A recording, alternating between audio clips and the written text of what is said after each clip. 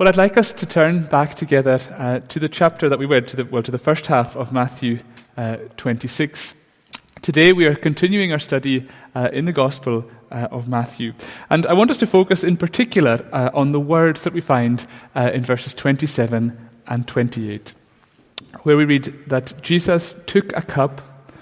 When he had given thanks, he gave it to them, saying, "Drink it, all of you, for this is my blood of the covenant, which is poured out for many for the forgiveness of sins." Today we are able to share in the Lord's Supper again, which is brilliant. It's quite remarkable that the very week that we'd scheduled to resume this is the same week that we come to the passage in Matthew where the Lord's Supper was instituted. And of course, the Lord's Supper is a very important part of our lives as disciples and as a church together. It's a very special thing for us to experience. So it's great to be able to see the bread and wine. There's very powerful visual symbolism in front of us. It's great to be able to touch the bread and wine. It's real, it's physical, it's something that we take and handle and in which we participate. It's great to taste the bread and the wine. We eat the supper together, and in doing so we are nourished and fed. It's even great to smell the bread and the wine. Jesus and the disciples would have smelt the same smells around the table here in Matthew 26. These senses, seeing, tasting, touching, smelling, are all important. But I don't think they're what's most important. It might sound a wee bit strange, but I think the most important thing about the Lord's Supper is not that we're seeing, tasting, touching, or smelling the bread and wine. I think the most important thing is that we're listening to the bread and the wine. And that's because the bread and wine are telling us something. And that means that even if you are at home today and not able to participate physically in the Lord's Supper, and even though I'm sure you wish so much that you were able to be here just now, you don't need to panic or worry about the fact that you're not able to do so, because what matters most is that we are hearing and listening to what Jesus is telling us through all of this. So what is Jesus saying? Well, there's a lot we could say about the Lord's Supper. Today, I want us to just focus on what we're being told here in Matthew 26. And in particular, I want to focus on what Jesus says about the wine. Because in verse 28, Jesus says something massive. He says, "This is my blood of the covenant." Now, that is a huge statement. But what on earth does it mean? Well, that's what I want us to think about together today. And to do so, we're going to ask three questions. What is a covenant? What is the covenant? And what does it mean for you? So, our first question is, what is a covenant? Well, when you see the word covenant in connection with the Bible, there's 5 things that I want you to have in your mind. Well, actually there's 6, but I'm only going to tell you 5 just now. Number 1 is a relationship between people. That's really what a covenant is. It's establishing a relationship between people. There's a bond formed between parties. 2 is clear, firm, articulated truth. So the relationship isn't vague or fluctuating. It's not a free-for-all. There's no spin or deception. It's a relationship that's grounded on clearly set out terms. And these set out the expectations and the boundaries of the relationship. Number 3 is life and death commitment. So the concept of covenant is not for anything minor. You don't use a covenant to decide who's going to mow the lawn or who you're going to play Minecraft with later on this afternoon. Covenant is to do with matters of life and death importance. And those involved in a covenant are expected to be committed to it as a matter of life and death. Number 4 is real-life action. So a covenant is never just a theoretical paperwork exercise. It has a direct effect on real life. So in the covenant relationship, for those who are involved, their actions and their lives are going to be shaped by that covenant. There's certain things you do, there's certain things you don't do. And the people in the relationship are expected to be obedient to the terms that they are committing to. Now, that's not obedient in the sense of slavery, you must do this or you must do that, but obedient in the sense of being willing to fulfill the obligations that you now have towards one another. So, relationship between people, clear, firm truth, life and death commitment, real life action. Number 5, lasting security. The result should be that the covenant relationship brings lasting security for all those who are part of it. So the firm truth of the agreement, the seriousness of the commitment, the reality of real life obedience all comes together to establish a secure, safe, consistent relationship that you can rely on. So that's 5 key elements of a covenant. We can summarize them under the following headings: covenant relationship, covenant truth, covenant commitment, covenant obedience, covenant security. And I would want you to try and keep these 5 things in mind as we think about covenant. And what I hope you can see by looking at these is that really this is simply summarizing what all good, healthy relationships look like. So a good example of a covenant is marriage. It brings 2 people together in a relationship. It's grounded on firm, clear truth. It's based on vows, and it has a legal status attached to it.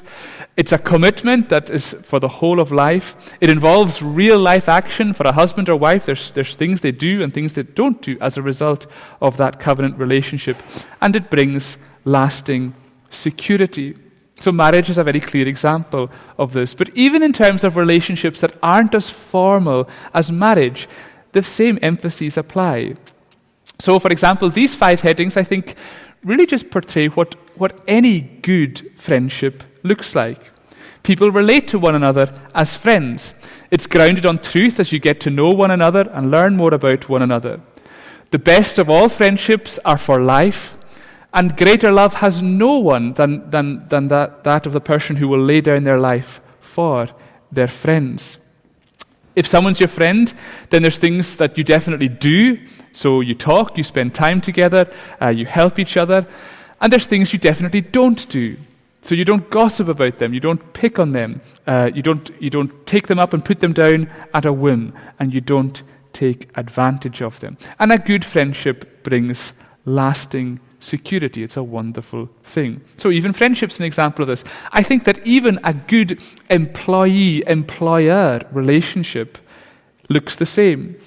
There's clear terms and expectations in that relationship. There's commitment. There's real-life obligations for both the boss and the staff. And if things are the way they're meant to be, then everyone benefits from lasting security. And equally, on the other side of the coin, problems arise in marriage, in friendship, or in the workplace when individuals fail in one or more of these 5 areas. Now, all of that means that when you see the word covenant, it's not talking about some weird, archaic concept from ancient history. It's actually talking about everything that we crave in our relationships with others. And you can see that if you think of the opposite of all of these things. So, covenant relationship is the opposite of selfish individualism. Covenant truth is the opposite of deception and manipulation. Covenant commitment is the opposite of being superficial or changeable. Covenant obedience in real life is the opposite of empty, airy-fairy waffle. And covenant security is the opposite of temporary or casual relationships. And in today's world, whether it's with friends, with colleagues, with lovers, so many relationships today are selfish, manipulative, shallow, half-hearted, and insecure. And if you've been on the receiving end of that, you will know how horrible all that can be. And that's why so often in life, the very things that should give us the greatest joy can be the things that can cause us the most pain. Broken friendships, nightmare colleagues, or failed relationships, these are all incredibly hard. In that world, the word covenant is thrilling. It is everything we long for. And the amazing thing about Christianity is that covenant is what lies at the very heart of the whole thing. Which, of course, brings us to question 2. What is the covenant? As Jesus establishes the Lord's Supper in Matthew 26, after taking the bread and giving it to the disciples, he then takes a cup of wine and he says, "Drink it, all of you, for this is my blood of the covenant." That means that one of the things the Lord's Supper is telling us is that at the heart of what Jesus' death is all about is the covenant. It's central to all that he's doing. But what is the covenant? Well, we can put it very simply and say that the covenant is the big thread that ties the whole of the Bible and the whole of Christian theology together.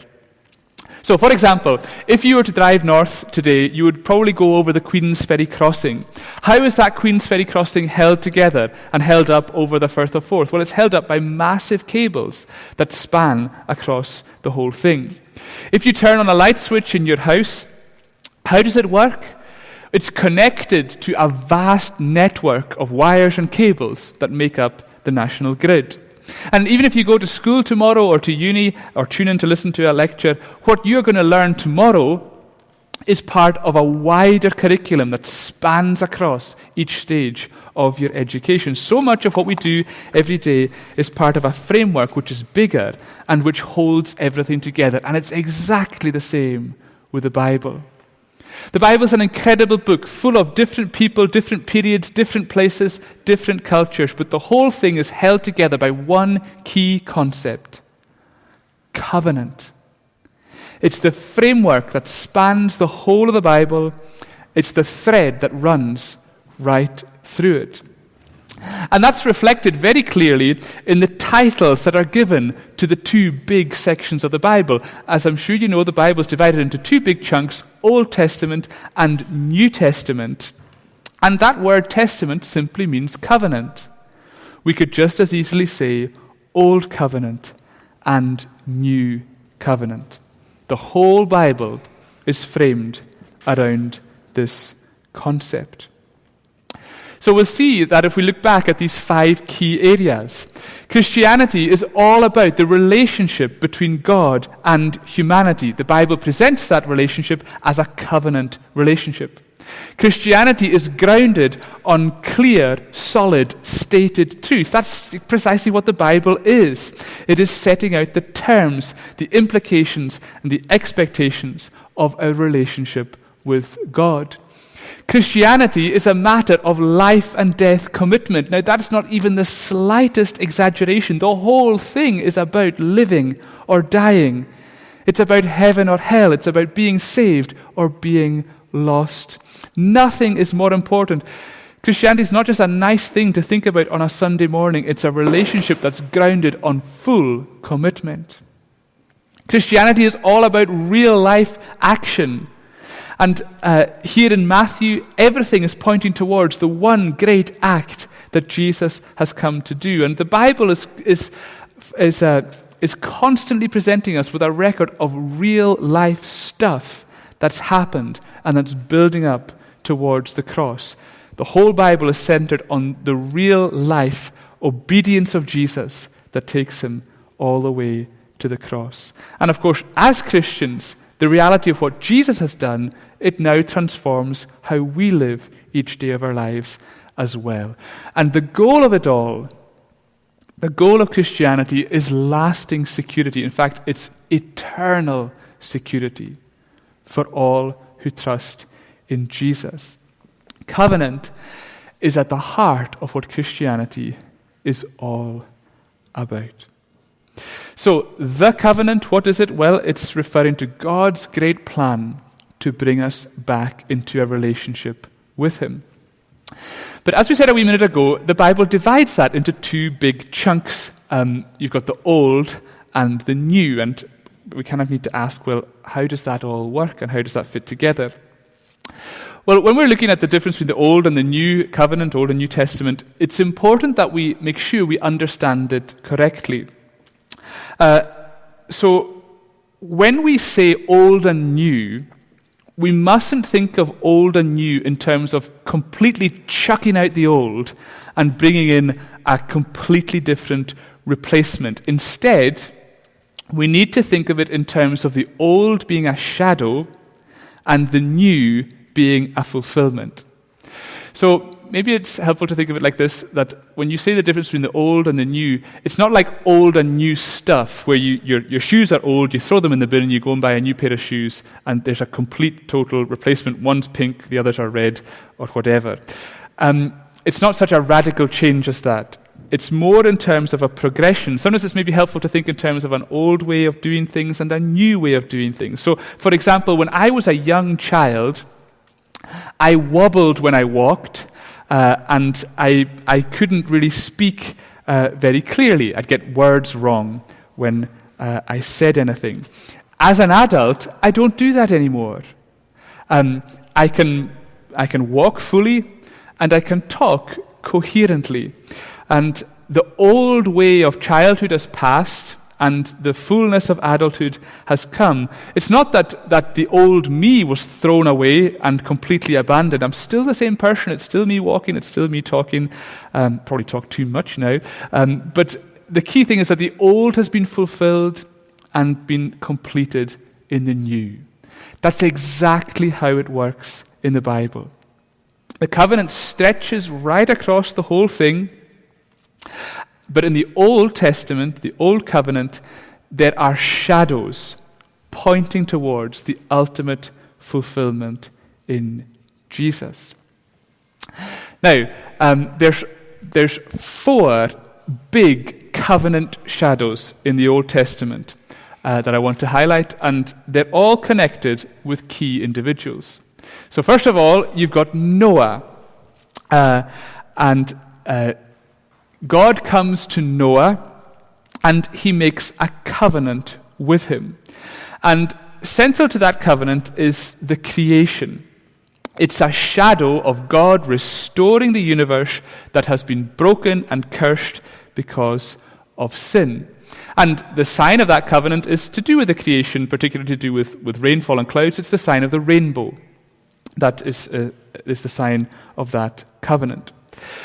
Next, God makes a covenant with Abraham. Central to that covenant is the family. God promises Abraham a son, and that and his descendants would become a great nation. And that's a shadow of God restoring a divided and hostile humanity and bringing them back into one family. And the sign for that is circumcision, which of course is connected with the male reproductive organ, again pointing to the idea of family and descendancy. God makes a covenant with Moses. Central to that covenant is the law and the tabernacle or the temple. That's a shadow of restoring humanity to bear the image of God. So obeying the law is to become, again, what God wanted us to be. The tabernacle is where God dwelt with his people. And through the Old Testament, that's a really important theme. And the great emphasis of that is that you had this building, the tabernacle or the temple, and in the middle of that building, God dwelt with his people. And the sign of that covenant was observing the Sabbath day, which of course is pointing back to Eden, where humanity did fully bear the image of God, and where God did indeed dwell with humanity. And then fourth, we have a covenant with David. Central to that covenant is the kingdom. It's a shadow of God's kingdom being established and all the damage of sin being put right, everything being restored to what God intended it to be. And the sign of that is that David's descendants would sit upon the throne. Now, that diagram there is a bit of a simplification, and there's a lot more to it, and there's a lot more overlap between these than maybe that diagram perhaps is able to portray. But I hope that that's helpful to see that you've got these shadows running through the Old Testament that are just building things up bit by bit by bit. But they are all shadows. And that's why when you go back to the Old Testament and you read about them, you see that they're all a combination of success and failure. So you look at Noah. There was the promise that the world would never again be destroyed by a flood, and it hasn't been. But the world is still cursed, and it's still broken, and even Noah himself failed rather sadly. After Abraham, a great family nation was established, the nation of Israel, but it was pretty tiny compared with the rest of humanity, and even the nation itself just kept on dividing. After Moses, there was clear instruction with the 10 Commandments. They had the amazing privilege of God being present there in the tabernacle and then the temple, but they kept on disobeying these commandments, and eventually God departed from the temple. And after David, there was a line of kings sitting upon the throne, but half of them were terrible, and eventually the kingdom was conquered by foreigners. All of these were a combination of success and failure, mostly failure, because they were all shadows. None of them restored things properly, and they were never intended to. They were only ever meant to be shadows. And that's why I've drawn them as arrows, because they're pointing towards something. And what they're pointing to is the new covenant, the New Testament. And this is what Jesus is talking about. The whole reason he has come is to fulfill everything that these shadows pointed towards. So for the creation, Jesus has come to defeat Satan, to destroy the kingdom of evil, to break the curse of sin, and to restore the whole universe into a new creation, a new heavens and a new earth. For the family, Jesus has not just come to unite Abraham's biological descendants, he's come to unite the whole of humanity. In fact, he's come to make a new humanity. Jews, Gentiles, every family, every nation, every race, every class, all united as brothers and sisters. For the law, he's come to fulfill everything that the law required, and he's come to teach us what God's law instructs, and he's doing that so that we can learn and understand and grow and fulfill our potential to be everything that God created us to be. For the temple, Jesus has not come to build us a temple, he's come to make us the temple. So instead of God dwelling in the middle of a room in a building in Jerusalem, he's come to dwell in you and me, in our hearts, by his Spirit. And for the kingdom, Jesus has come as king, and as Matthew's been telling us all the way through this gospel, the kingdom of God has come. And right now and forevermore, Jesus reigns as king over the whole universe, and he's calling all of us to become and to live out our lives as citizens of that kingdom. Everything in the Bible is pointing towards this moment when the shadows of the old become a reality in the new. And you can even see that right here in Matthew 26. You see the Passover mentioned in verse 2. That's immediately pointing you back to Moses and telling us that the salvation of Israel through the death of a lamb is a shadow of the salvation that Jesus is going to bring through his own blood. You see Jesus being anointed in verse 7. The disciples thought it was a complete waste of money, but Jesus says, no, this is a precious thing. It's pointing forward to something. You see the plotting of the Pharisees. You see Judas betraying Jesus. The forces of evil are conspiring against him. But all of this is known and understood by Jesus because it's all leading up to the key moment that's approaching. Everything in the Old Testament, everything in Matthew's Gospel is pointing towards this big key event, the great moment of covenant fulfillment is coming. And Jesus says if you want to understand this, you need to listen to a cup of wine. Now that probably sounds really weird, but it actually makes perfect sense. Because that cup of wine is representing the blood of the covenant. That means it's telling you something incredibly important. It's telling you about covenant relationship. Jesus is round this table with his disciples, and he gives the cup to them. He's in a relationship with them, and so he says to them, drink it, all of you. It's not just for Jesus, it's for all of them because they all belong together in a relationship. It's a meal that's being shared.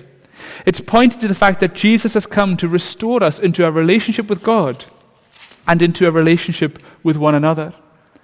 The wine is also telling you about covenant truth. Jesus uses this wine as a picture of his blood that's going to be shed as he goes to die in order to save us. That's the key truth of Christianity, that Jesus has come to die and rise again so that we can be saved. And that salvation is for many. That's one of the many incredible truths, that it's not just for these disciples, it's not for the elite, it's not for the select few, it's a message of salvation proclaimed for the many. This wine is telling you about life and death commitment, because the blood that Jesus is talking about is not the blood of a lamb or a bull or of anything else. He says, this is my blood. And the fulfillment of the covenant promises is literally a matter of life or death for Jesus, because our salvation can only happen through the death of our Savior. And Jesus is saying, that's exactly what I'm going to do. The wine is telling you about real life action. Jesus is saying that this is my blood which is poured out. Poured out wine is speaking of poured out blood. And it's telling us that Jesus actually did it. He actually died.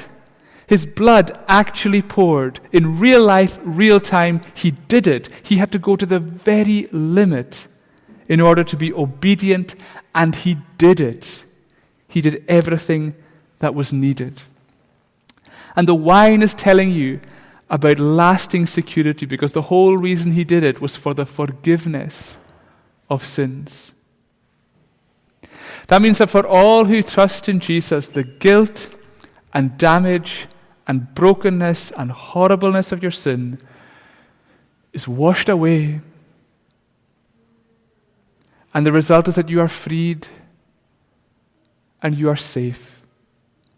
Totally and utterly secure forever. And that also means that there is so much to celebrate. And that's what the wine is telling us to do.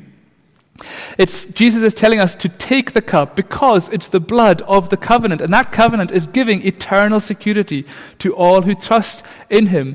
And in a world of disease and disaster and sorrow, boy, is that a reason to celebrate.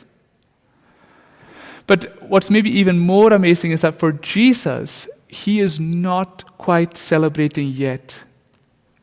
Because for him, the time to celebrate is not now. For him, the time to celebrate is still to come. That's why the new covenant is a big arrow, because it too is still pointing forward. It's pointing forward to the day when Jesus will come and take you home and bring you into his new creation. That's why he says in the very next verse, I won't drink of this again until that day when I drink it new with you in my Father's kingdom. Because for Jesus, the moment to celebrate is when you are home with him forever. That's his goal. That's why he was sent. That's why he came. That's why he died, so that he could save you and bring you home safe and secure forever. So the covenant is God's great, amazing plan of salvation. And when Jesus says, this is the blood, this is my blood of the covenant, he's telling us about everything he has come to do. He's come to fulfill the covenant. He's come to complete God's plan of salvation. He's come to bring you back into covenant relationship with God. And he did it all by pouring out his blood on the cross. Last question is, what does this mean for you? Well, I hope that it helps you to see how the Bible fits together. I also hope it helps you to see just how big and brilliant God's covenant plan of salvation is. And I really hope that it makes you love that word covenant, because covenant theology is so cool. But you might be looking at all of that and you might be thinking, well, that all sounds great, Thomas, but I can't live up to it. And you can so easily think, well, covenant relationship sounds great, but my relationship with God is nowhere near what it should be. It's so easy to look at that and think, well, I'm just a failure and I don't match up to all that this is saying. Covenant truth maybe sounds great, but you might be thinking, well, I don't really understand it all. And there's so much I don't know, so much I need to learn. And the truth about my life is that I've just made tons of mistakes and I keep on making mistakes. Covenant commitment sounds great, but sometimes I just want to give up. And sometimes I feel tired or disillusioned or discouraged. Sometimes I feel people have hurt me and I've let other people down. And it's so easy to look at ourselves and think, well, I don't feel particularly strong or healthy in my faith. Covenant obedience sounds wonderful, but you might be sitting there thinking, yeah, but I'm constantly attracted to sin. And if I look back over the past 7 days, it's not a story of obedience, it's a story of failing. And there's no way that we can say to God, look at what I've done. And covenant security maybe sounds great for those who are doing well in their Christian lives. But for you, maybe you sit here and you're saying, well, I just feel like a constant disappointment to God. Maybe you feel like that today. Maybe you feel like that as a Christian. Maybe you feel like that as somebody who wants to be a Christian. You could say, all that theology sounds great, Thomas, but it sounds like it's for the proper Christians. It doesn't really apply to me. Well, if you feel like that today, I can totally understand why you do. But I'm also delighted to tell you that you're actually totally wrong. Because who is all of this for? Who is the blood of the covenant poured out for? Who are the kind of people who get to share in all of this? Is it the elite, the strong, the wise, the successful, the ones who are spiritually on fire? Well, Matthew 26 tells us who it's for. All of this is for those who trust in Jesus. And here in Matthew 26, that means it's the people who are sitting round the table with him. But what happens to them next? After this moment, do the disciples go out and leave this room in triumph and overcome every obstacle that they face as these models of faith and wisdom and courage? No, that's not what happens at all. These disciples go out from this room and they totally stuff up. Jesus tells them that they're going to fall away and scatter. And if you read a few verses further on, you see that they fall asleep, they run away, and despite what Peter says, he does in fact deny Jesus. But Jesus says to them, you might fall away, but I will go before you. And this is because all these promises and blessings of the covenant are never, ever dependent on us. It is not about what you do. It's not about you matching up. It's not about us doing anything. Because Jesus does it all. And so the covenant is not about our truth or our commitment or our obedience or our efforts to restore a relationship with God. It is all about Him. It's His truth. It's His commitment. It's His obedience. He is the one who makes us secure. And far more than you will probably ever realize, He is the one who wants to be in a relationship with you that lasts forever. And it does not matter how useless or broken you think you are, because all the incredible theology of the covenant is for weak, broken people like Peter and the disciples and you and me. And this brings us, last of all, to the sixth thing that I wanted to say about covenant. If you look at that diagram again, you'll see that I've drawn covenant as arrows. And that's partly because they keep pointing forward. The arrows in the Old Testament are pointing forward to the New, and even the New Covenant is pointing towards the new creation when Jesus returns. But that's not the only reason why I've drawn them as arrows, because the other reason why I've drawn them as arrows is because the covenant is being driven along by something. So as you go see this thread running through the Bible, there is a tidal wave of strength pushing these arrows forward. There's a relentless momentum that drives Jesus through Matthew 26 into Matthew 27 and all the way to the cross. These arrows are being driven along right through the pages of Scripture and across the generations of history. But you need to ask, what is it that's driving these arrows forward? Well, the driving force behind all of these is covenant love. Unstoppable, unrelenting, unending, unbreakable covenant love.